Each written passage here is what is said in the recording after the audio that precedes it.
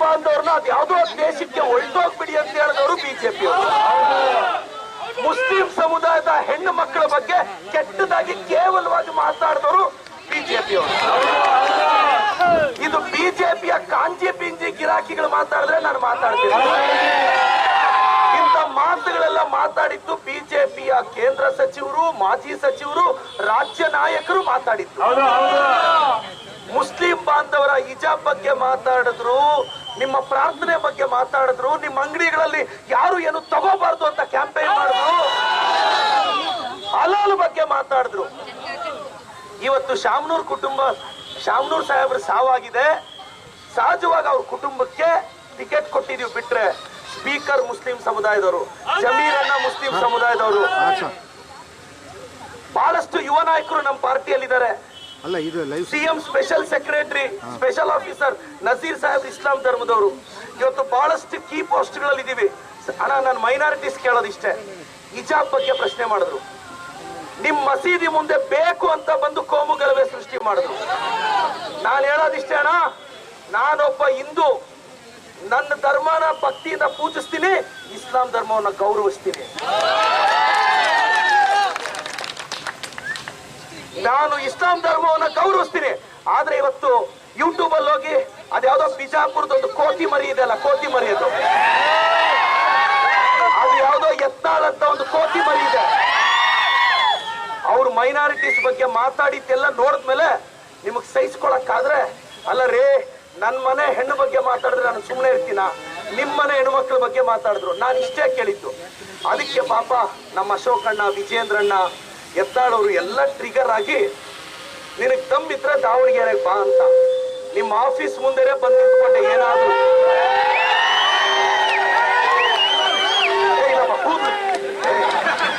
ಅಲ್ಲಲ್ಲ, ಹೂವ ಬಿದ್ದಿದೆ, ನೀವು ಬೇರೆ ಬೇರೆ ಎಲ್ಲ ಹಾಕ್ತಾರೆ. ನಾನು ಅವ್ರ ಬಿಜೆಪಿ ಕಚೇರಿ ಮುಂದೆ ನಿಂತ್ಕೊಂಡು ಕಾಂಗ್ರೆಸ್ ಬಾವುಟ ಹಾರಿಸ್ದೆ. ಒಂದೇ ಒಂದು ಕೂಡ ಹೂವ. ನೀವು ಮತ್ತೆ ನಾನು ಬಿಜೆಪಿ ಅವ್ರಿಗಿಂತ ಸಂಸ್ಕೃತಿಯಿಂದ ಮಾತಾಡ್ತೀನಿ, ಅಷ್ಟು ಮಾತ್ರ ಹೇಳಬಲ್ಲೆ. ಅವ್ರು ಮಾತಾಡೋದು, ನಾನು ಹೇಳೋದಿಷ್ಟೇ. ಸರ್, ನಿಮ್ಮೂರ್ ಕಟ್ಟಿದ್ದು ಕಾಂಗ್ರೆಸ್, IIT ಕೊಟ್ಟಿದ್ದು ಕಾಂಗ್ರೆಸ್, ಏಮ್ಸ್ ಕೊಟ್ಟಿದ್ದು ಕಾಂಗ್ರೆಸ್, ಇಸ್ರೋ ತಂದಿದ್ದು ಕಾಂಗ್ರೆಸ್, ನಿಮ್ಮೂರ್ ಹೆಸರಿಟ್ಟಿದ್ದು ಕಾಂಗ್ರೆಸ್, ಗೌರ್ಮೆಂಟ್ ಸ್ಕೂಲ್ ಕೊಟ್ಟಿದ್ದು ಕಾಂಗ್ರೆಸ್, ಗೌರ್ಮೆಂಟ್ ಹಾಸ್ಪಿಟಲ್ ಕೊಟ್ಟಿದ್ದು ಕಾಂಗ್ರೆಸ್, ನಿಮ್ಮೂರಿಗೆ ಮೊದಲ ರಸ್ತೆ ಹಾಕಿದ್ದು ಕಾಂಗ್ರೆಸ್. ಕಷ್ಟಪಟ್ಟು ನಾವು ಹಾಕಿದ್ರೆ ಇವ್ರು ಬಂದು ಫಾಲ್ ಸೀಲಿಂಗ್ ಮಾಡಿ ಬಿಲ್ಡಪ್ ಕೊಟ್ರೆ, ಬಿಜೆಪಿ ಅವರು ಬರೀ ಫಾಲ್ ಸೀಲಿಂಗ್ ಮಾಡ್ಬಿಟ್ಟು ಏನಾದ್ರೂ ಮಾತಾಡಿದ್ರೆ ವಿಕಸಿತ ಭಾರತ್, ಮನೆಗೊಂದು ಸಿಲಿಂಡರ್ ಕೊಡೋ ಯೋಗ್ಯತೆ ಇಲ್ಲ ಇವ್ರಿಗೆ. ಇಂಡಿಯಾ ಪಾಕಿಸ್ತಾನ ವಾರ್ದ ಡೊನಾಲ್ಡ್ ಟ್ರಂಪ್ ನಿಲ್ಲಿಸ್ಬೇಕಂತೆ, ಇವ್ರಿಗೆ ವಾರ್ ನಿಲ್ಸೋ ಯೋಗ್ಯತೆ ಇಲ್ಲ. ಆ ಜಲಸಂಧಿಯಲ್ಲಿ ಗ್ಯಾಸ್ ಸಿಲಿಂಡರ್ ತಗೊಂಡ್ಬಂದ್ರು ಅಂದ್ರೆ ಈ ಬಿಜೆಪಿ ಅನ್ಪಡೆಗಳಿದ್ದಾರೆ ಸೋಷಿಯಲ್ ಮೀಡಿಯಾದಲ್ಲಿ. ನಿರುದ್ಯೋಗಿಗಳನ್ನ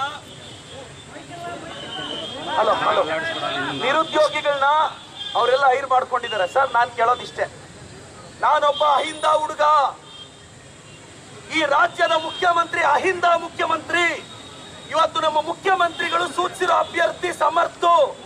ಸಿದ್ದರಾಮಯ್ಯ ಅವ್ರ ಗೌರವ ಉಳಿಬೇಕು ಅಂದ್ರೆ ನೀವು ಸಮರ್ಥನ ಗೆಲ್ಲಿಸಬೇಕು. ಕುರುಬ ಸಮುದಾಯನ ರಿಕ್ವೆಸ್ಟ್ ಮಾಡ್ತೀನಿ, ನಿಮ್ಮ ರಕ್ತ ಈ ರಾಜ್ಯನ ರೂಲ್ ಮಾಡ್ತಾ ಇರೋದು.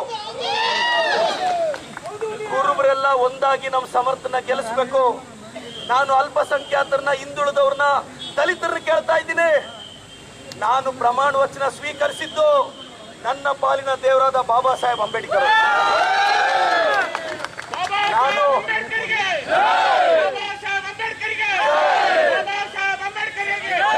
ನಾನು ಶಿವಕುಮಾರ ಸ್ವಾಮೀಜಿ ಅವರ ಹೆಸರಲ್ಲಿ, ಅಂಬೇಡ್ಕರ್ ಅವರ ಹೆಸರಲ್ಲಿ ನಾನು ಪ್ರಮಾಣ ವಚನ ಸ್ವೀಕರಿಸಿದೆ. ನಾನು ದಲಿತರ ಮನೆಗೆ ಕಷ್ಟ ಕೇಳ್ತಾ ಇದ್ದೀನಿ. ನನ್ನ ಕ್ಷೇತ್ರದಲ್ಲಿ ದಲಿತರ ಮನೆಗೆ ಹೋಗ್ತಾ ಇದ್ದೀನಿ. ನಾನು ದಲಿತರನ್ನ ರಿಕ್ವೆಸ್ಟ್ ಮಾಡ್ತೀನಿ, ಅಕ್ಕ, ನಿಮ್ ಮಗುಗೆ ಮೊದ್ಲೆಲ್ಲ ಅರ್ಶನ ಕುಂಕುಮ ಕೊಡ್ಬೇಕು ಅಂದ್ರೆ ಒಂದ್ ಸೀರೆ ತಗೊಂಡ್ರೆ ಬಸ್ ಚಾರ್ಜ್ ಇಲ್ದೆ ಮುಂದಿನ ಹಬ್ಬಕ್ಕೆ ಒಂದೇ ಸಲ ಸೇರಿಸ್ಕೊಡ್ತಿದ್ರಿ. ಇವತ್ತೊಂದ್ ಸೀರೆ ಅರ್ಶನ ಕುಂಕುಮ ಇದ್ರೆ ಬಸ್ಸಲ್ಲಿ ಕುತ್ಕೊಂಡು ಮಗಳ ಮನೆಗೆ ಹೋಗಿ ಅರ್ಶನ ಕುಂಕುಮ ಕೊಟ್ಟು ವಾಪಸ್ ಬರ್ಬೋದು, ಚಾರ್ಜ್ ತಗೊಂತಾ ಇಲ್ಲ. ಮರ್ತೋಗ್ಬಾರ್ದಕ್ಕ. ತಿಂಗಳಿಗೆ 2,000 ಕೊಟ್ರೆ ಬಿಜೆಪಿ ಅವ್ರು ಏನಂದ್ರು, ಸೋಮಾರಿಗಳಾಗ್ತಾರೆ ಅಂದ್ರು. ಅಕ್ಕಿ ಕೊಟ್ರೆ ಸೋಮಾರಿಗಳಾಗ್ತಾರೆ ಅಂದ್ರು. ಅಶೋಕ್ ಅಣ್ಣನ್ಗೆ, ವಿಜಯೇಂದ್ರ ಅಣ್ಣನ್ಗೆ, ಯತ್ನಾಳ್ ಅವ್ರಿಗೆ, ಅನಂತ್ ಕುಮಾರ್ ಹೆಗಡೆ ಅವ್ರಿಗೆ ಎಲ್ಲ ಏನ್ ಗೊತ್ತು ಬಡವ್ರ ಕಷ್ಟ. ನಾನು ದಾವಣಗೆರೆ ದಕ್ಷಿಣದ ಅಹಿಂದ ಜನತೆಯನ್ನ ಒಂದು ಕೇಳ್ತೀನಿ. ನಾನು ಅಹಿಂದ ವರ್ಗದವರು ಹೇಳ್ಬೋದು, ನಾನೊಬ್ಬ ಅಹಿಂದ ಹುಡುಗ, ಬ್ಯಾಕ್ ಗ್ರೌಂಡೇ ಇಲ್ಲ ಸರ್ ನನಗೆ, ಅಪ್ಪ ಅಮ್ಮ ಇಲ್ಲ ಸರ್ ನನಗೆ. ಬಿ ಫಾರ್ಮ್ ಕೊಟ್ಟು ದೊಡ್ಡ ವಿಕೆಟ್ ಬೀಳಿಸ್ಬಿಟ್ವಿ 23ರಲ್ಲಿ. ಏನು ಆ ವಿಕೆಟ್ ಆಕಾಶದಲ್ಲಿ ಅಲ್ಲಿತ್ತು, ರಫ್ ಅಂತ ತಂದ್ವಿ ಕೆಳಕ್ಕೆ. ಆಕಾಶದಲ್ಲಿತ್ತು, ಮುಟ್ಟಕ್ಕೆ ಆಗಲ್ಲ ಅಂದ್ರೆ 23 ದಿನದಲ್ಲಿ ಹೊಡೆದಾಕಿದ್ವಿ. ನಾನೊಬ್ಬ ಅಹಿಂದ ಹುಡುಗ, ನನಗ್ ಟಿಕೆಟ್ ಕೊಟ್ಟಿದ್ದಾರೆ. ಈ ರಾಜ್ಯದ ಮುಖ್ಯಮಂತ್ರಿ ಅಹಿಂದ ವರ್ಗದವರು. ದಯವಿಟ್ಟು ನಾವು ಸಮರ್ಥ ಪರವಾಗಿ ನಾವು ನಿಲ್ಲಬೇಕು. ನೀವು ಮುಸ್ಲಿಂ ಬಾಂಧವ್ರನ್ನ ಅಹಿಂದ ವರ್ಗ ರಿಕ್ವೆಸ್ಟ್ ಮಾಡ್ತಿದ್ದೀನಿ, ಸಿದ್ದರಾಮಯ್ಯ ಸಾಹೇಬ್ರ ಗೌರವ ಉಳಿಬೇಕು.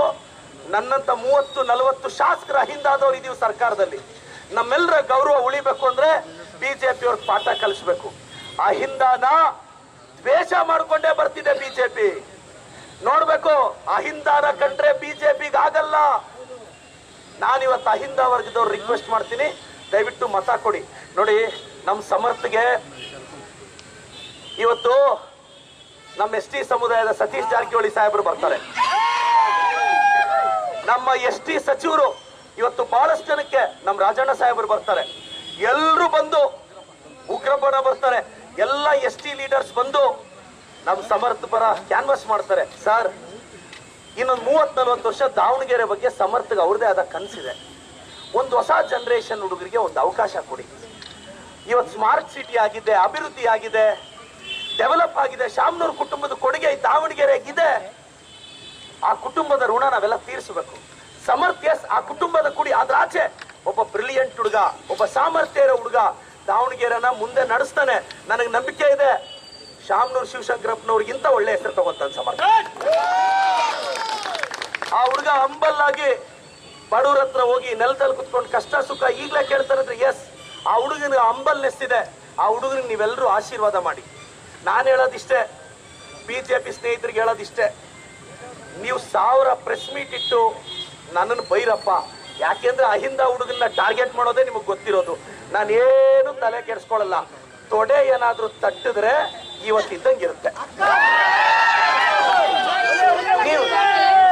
ನೀವು ನನ್ನನ್ನು ಏನ್ ಬೇಕಾದ್ರೂ ಅನ್ನಿ, ತಟ್ಕೊಳ್ಳೋ ದಮ್ಮಿರೋದಿಕ್ಕೆ ನಾನು ನೆಕ್ಸ್ಟ್ ಎಲೆಕ್ಷನ್ಗೆ ಬಂದಿರೋ ಪೊಲಿಟಿಷಿಯನ್ ಅಲ್ಲ, ನೆಕ್ಸ್ಟ್ ಜನರೇಷನ್ಗೋಸ್ಕರ ಬಂದಿರೋ ಪೊಲಿಟಿಷಿಯನ್ ನಾನು.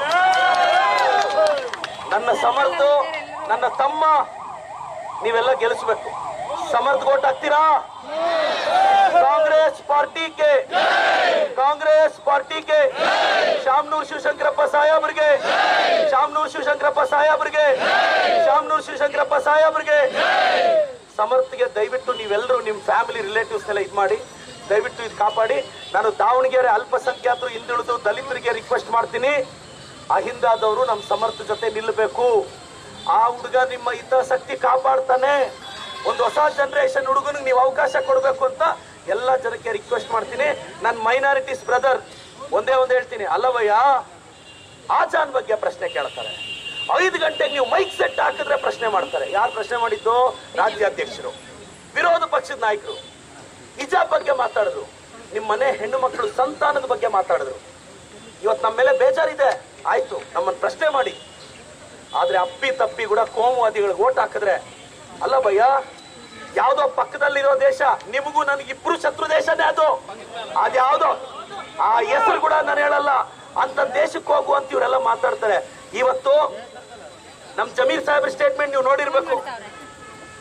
ಇಂಡೋ ಪಾಕಿಸ್ತಾನ್ ವಾರ್ ಆದ್ರೆ ನಾನ್ ಮುಂದೆ ಹೋಗಿ ನಿಂತ್ಕೊಂತೀನಿ ಅಂತ ಹೇಳ್ತಾರೆ. ಇದು ದೇಶಭಕ್ತರು ನಾವೆಲ್ಲರೂ. ಇವರೆಲ್ಲ ಎಲೆಕ್ಷನ್ ಗಿಮಿಕ್ ಭಯ್ಯ ಬಿಜೆಪಿ ಅವ್ರದ್ದು.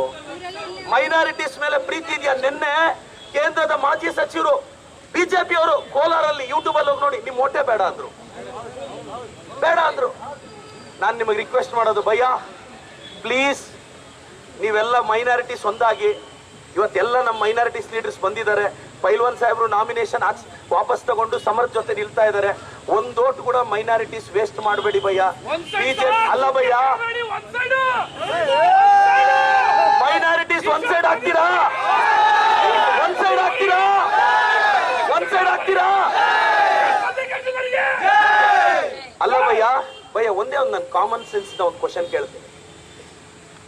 ಹಿಂದೂ ಧರ್ಮದ ಒಂದು ರಥ ಆಗುತ್ತೆ, ನಾನು ಹಿಂದೂ ಧರ್ಮದವನೇ. ಬೇರೆ ರೂಟಲ್ಲೂ ನೀನು ಸೆಲೆಬ್ರೇಟ್ ಮಾಡೋದು, ಬೇಕು ಅಂತ ಮಸೀದಿ ಮುಂದೆ ಬರೋದು, ಬೇಕು ಅಂತ ಅಲ್ಲಿ ವೆಹಿಕಲ್ ನಿಲ್ಸೋದು, ಬೇಕು ಅಂತ ಇದು ಮಾಡೋದು, ಬೇಕು ಅಂತ ಗಲಾಟೆ ಮಾಡೋದು. ಯಾಕೆ?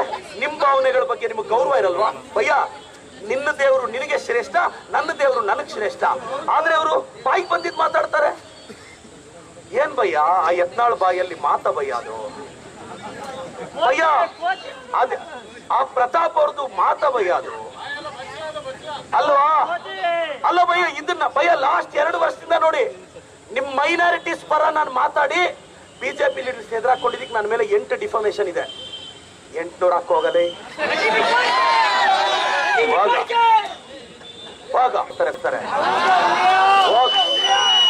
ಇದನ್ನೆಲ್ಲ ಡಿಸೈಡ್ ಅಲ್ಲ ಬೈ. ನಾನು ಭಯ್ಯ ನೀವು ನೋಡ್ಬೇಕು, 2 ವರ್ಷದಿಂದ ಪ್ಲೀಸ್ ನೀವು ನೋಡ್ಬೇಕು, ನಾನೇನೋ ಇವತ್ತು ಮೈನಾರಿಟಿ ಓಟ್ ಕೇಳಕ್ಕಿಲ್ಲ ಬಂದಿಲ್ಲ. ನಿಮ್ ಕಮ್ಯುನಿಟಿಗೆ ಅವಮಾನ ಆದಾಗೆಲ್ಲ ನಾನು ಮುಂದೆ ಬಂದು ನಿಂತಿದ್ದೀನಿ, ನಿಮ್ ಕಮ್ಯುನಿಟಿಗೆ ನಿಂತಿದ್ದೀನಿ. ಇವತ್ತು ಬಿಜೆಪಿ ಅವರು ಪ್ರತಾಪ್ ಸಿಂಹ್ನು ಯತ್ನಾಳ್ ಸಾಹೇಬ್ರು ಎಲ್ಲ ಡಿಫಾಮೇಶನ್ ಹಾಕಿದ್ದಾರೆ, ಹೈಕೋರ್ಟ್ ಅಲ್ಲಿ ನಡೀತಾ ಇದೆ. ನಾನು ಇಷ್ಟೇ ಹೇಳಿದ್ದು, ಮೈನಾರಿಟೀಸು ಈ ದೇಶದ ದೇಶಭಕ್ತರು, ಅವ್ರ ದೇಶಭಕ್ತಿನ ಕ್ವಶನ್ ಮಾಡಕ್ಕೆ ನೀವ್ಯಾರು ಅಂತ ಪ್ರಶ್ನೆ ಮಾಡಿದ್ದೀನಿ. ನಿಮ್ ದೇಶಭಕ್ತಿನ ಯಾವನು ಪ್ರಶ್ನೆ ಮಾಡಕ್ಕಾಗಲ್ಲ. ನಾವು ನಿಮ್ ಜೊತೆ ಇದ್ದೀವಿ. ಎಸ್ ಭಯ್ಯ, ನಿಮಗೆ ಮುಂದಿನ ದಿನಗಳಲ್ಲಿ ಈಗ ನಾನು ಪೈಲ್ವಾನ್ ಸಾಹೇಬ್ರು ಮನೆಗೆ ಕರೆದಿದ್ದಾರೆ, ಅವ್ರ ಮನೆಗೂ ಹೋಗ್ತೀನಿ. ನೀವೆಲ್ಲರೂ ಒಂದಾಗಿ ಒಂದು ಒಟ್ಟು ವೇಸ್ಟ್ ಮಾಡಬೇಡಿ.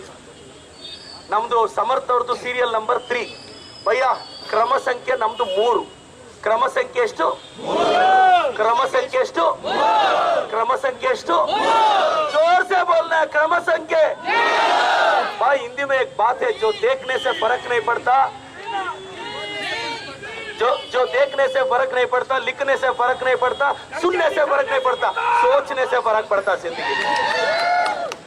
भाई कुत्ते भी डरते हैं, इंसान भी डरता है। डरने के बाद कुत्ते नहीं सोचते, डरने के बाद इंसान सोच रहा है, नहीं तो इंसान भी कुत्ते बन जाते हैं। भैया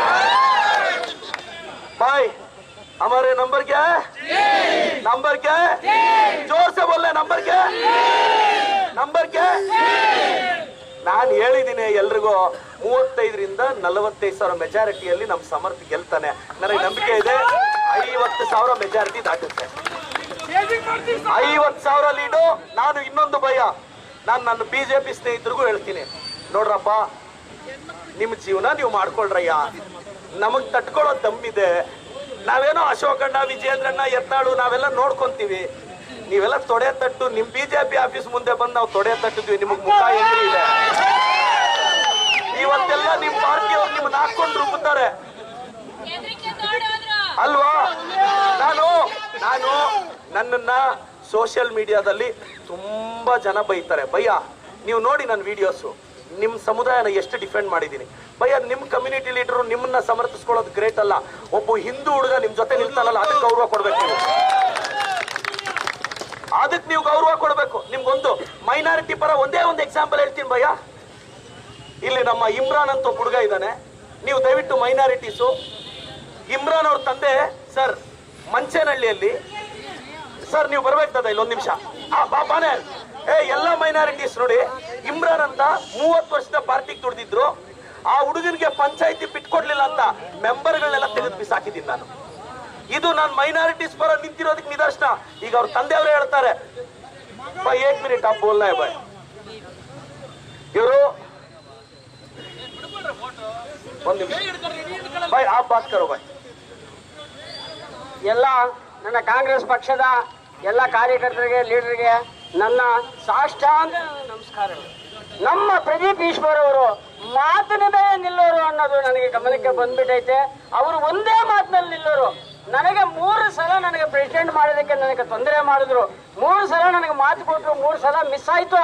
4ನೇ ಸಲ ನಮ್ಮ ಪ್ರದೀಪ್ ಈಶ್ವರ್ ಅವರು ಶಾಸಕರಾದ ಮೇಲೆ ನಾನು ಕಾಂಗ್ರೆಸ್ ಪಕ್ಷದಲ್ಲಿ ನಾನು 5ನೇ ಸಲ ನಾನೀಗ ಕೌನ್ಸಿಲರ್ ಆಗಿದ್ದೀನಿ.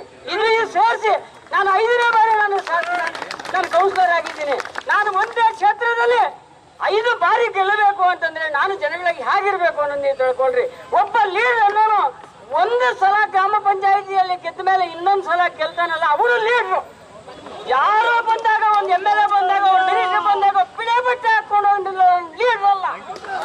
ಈ ತರ ಗೆದ್ದಿರೋ ನಾನು ಭಿಕ್ಷೆ ಬೇಡಿ ನಿಮ್ಮ ಪಾದ ಬಿದ್ದು ನಾನು ಭಿಕ್ಷೆ ಬೇಡಿ ನಿಮ್ಮ ಕೆಲಸ ಮಾಡಿ ನಾನು ಗೆದ್ದಿರೋನು 5ನೇ ಸಲ. ನನ್ನ ವಾರ್ಡ್ನಲ್ಲಿ ನನಗೆ 5ನೇ ಸಲ ಗೌರವ ಕೊಟ್ಟಿದ್ದಾರೆ ಅಂದ್ರೆ ನಾನು ಯಾವ ರೀತಿಯಾಗಿ ನಾನು ಜನಗಳಲ್ಲಿ ಇರಬೇಕು ನೀವು ತಿಳ್ಕೊಳ್ಳಿ. ಇದೇ ನಮ್ಮ ಪ್ರದೀಪ್ ಈಶ್ವರ್ ಅವರು ಗೆದ್ದ ಮೇಲೆ ನನಗೆ ಮಾತು ಕೊಟ್ರು. ನಮ್ಮ ಕೆಲವು ಲೀಡರ್ ಇದ್ದಾರೆ, ಅನ್ನಾಡಿ ಲೀಡರ್ಗಳು ಅಂದ್ರೆ ಎಲ್ಲರೂ ಹೇಳಕ್ಕಾಗೋದಿಲ್ಲ, ನಮ್ಮಲ್ಲಿದ್ದವರು ಅಂತಾರೆ.